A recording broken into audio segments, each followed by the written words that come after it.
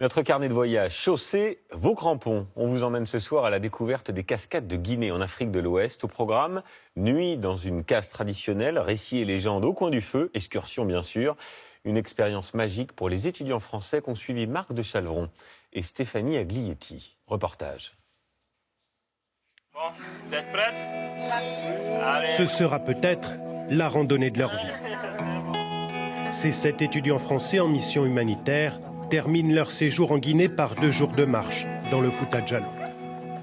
Une région de haut plateau, humide. Le château d'eau de toute l'Afrique de l'Ouest, réputé notamment pour ses cascades spectaculaires. C'est Selouba qui leur sert de guide. Vous allez découvrir le pont de Liane. Si, ça va bien se passer. En fait, Très rapidement, à la sortie du village, se profile le premier obstacle. Au fur et à mesure que tu avances, tu fais gaffe, tu tiens là. Ouais. Seigneur Marie-Joseph. Ça va aller, t'inquiète. Ce pont de liane est régulièrement entretenu par les habitants de la région. On continue d'avancer même si ça tremble. L'obstacle est finalement franchi sans encombre.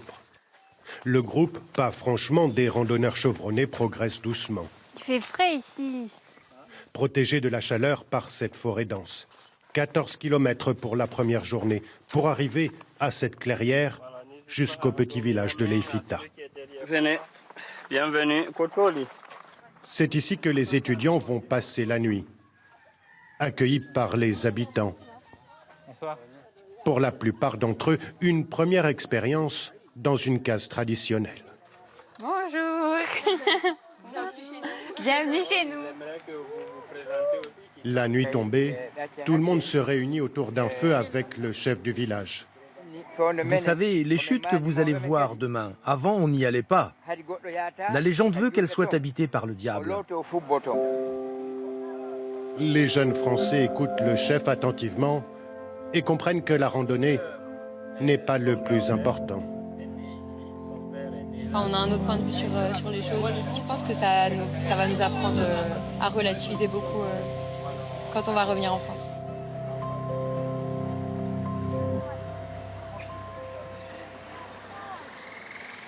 Le lendemain matin, le groupe reprend la marche, 18 km aujourd'hui, avec une seule idée en tête, arriver enfin aux cascades. Et là, vous allez découvrir la chute du nom de Kamawi. Celle qui a le plus d'eau, la plus haute. La chute de Kamawi, 80 mètres de haut, de l'eau même pendant la saison sèche. Bien se baisser, voilà. Il faut arriver ici pour bien comprendre l'importance du Fouta Djallon. Principal réservoir d'eau douce de toute l'Afrique de l'Ouest. Plein de grands fleuves d'Afrique de l'Ouest prennent leur source dans cette région du Fouta Djallon. Vous voyez le Mali, le Niger, jusqu'au Cameroun.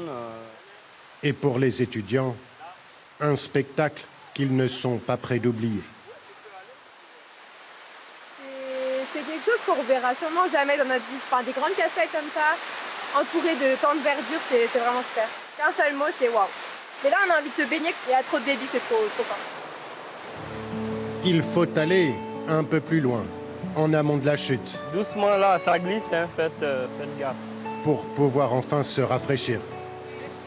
C'est froid, mais ça fait bien. Se remettre de ces 2 jours de marche. Le top, ça aurait été qu'il y a un singe qui vienne, Profiter de ces derniers instants de calme avant de revenir en France. Garder le plus longtemps possible ce petit goût de paradis. Une page